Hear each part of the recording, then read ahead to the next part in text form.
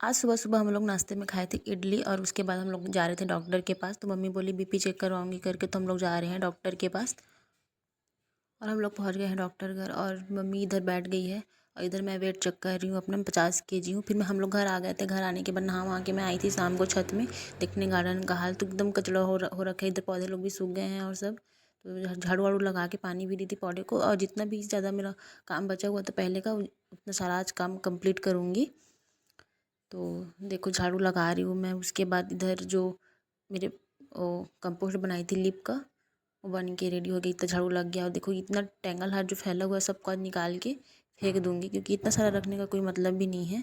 और घना हो गया पूरा। और छोटे छोटे गमलों में लगा रखी हूँ, फिर मेरे हाथ में चोट लग जाती है। इधर खून भी नहीं कर रहा है। तो थोड़ा सा ही काम बचा है, अब लगभग कंप्लीट हो ही गया मेरा।